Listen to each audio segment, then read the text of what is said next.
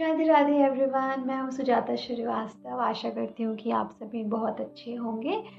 आज नवरात्रि का पहला दिन है और आज से त्योहारों की शुरुआत हो जाती है।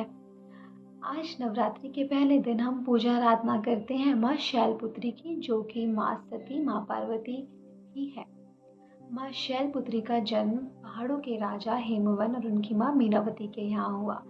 माँ शैलपुत्री, शैल का अर्थ है पहाड़ी, पहाड़ियाँ।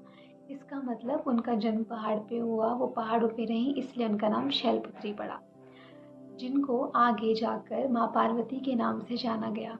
तो चलिए थोड़ा सा पीछे चलते हैं और माँ के पहले जन्म की बात करते हैं।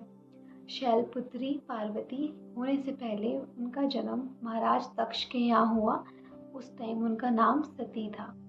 माँ सती बचपन से ही शिव की आराधना करती थी, जो कि उनके पिता दक्ष को बिल्कुल मंजूर नहीं था, क्योंकि वह शिव से चिढ़ते थे।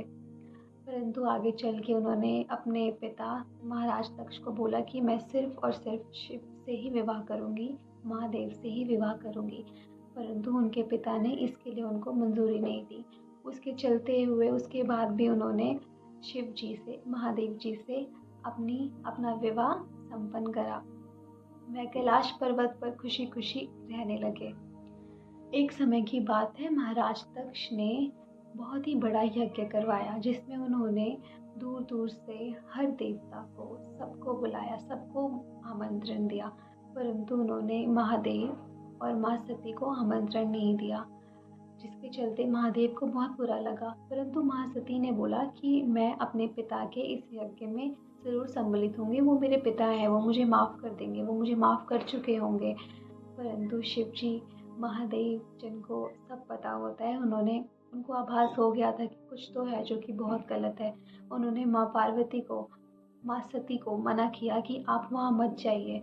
परंतु माँ सती नहीं मानी और वह हट में चली गई अपने पिता। पार्वती जब यज्ञ में पहुंची, वहाँ पे बहुत से देवी देवता पहले से ही उपस्थित थे।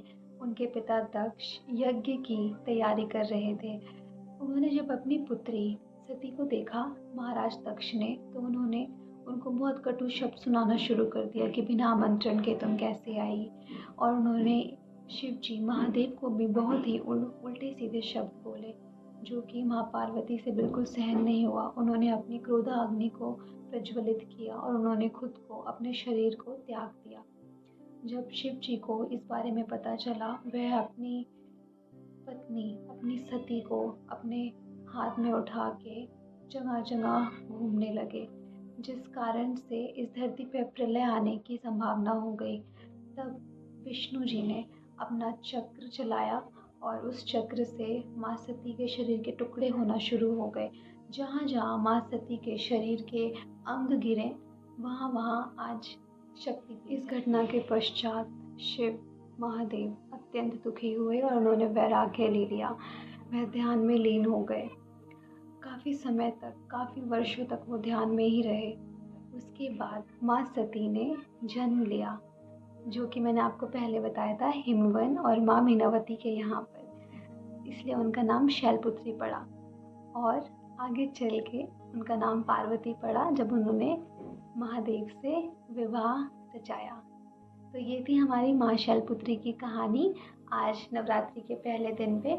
आशा करती हूँ कि आपको ये कहानी बहुत अच्छी लगी होगी और आप आज के दिन माँ शैलपुत्री की पूजा आराधना करिए, मन को बहुत शांति मिलेगी। माँ शैलपुत्री का जो चित्र है वो ऐसा है कि वो श्वेत वस्त्रों में है, उनके एक हाथ में त्रिशूल है और एक हाथ में कमल का फूल है। माँ को हम आज के दिन कुछ सफ़ेद भोग बना के खिलाते हैं और आज के दिन का कलर होता है येलो। लोग पीले कलर के वस्त्र पहनते हैं, जैसे कि मैंने येलो कुर्ता पहना है। चलिए आप अच्छे से पूजा करिएगा और नवरात्रि की आप सभी को शुभकामनाएं। राधे राधे।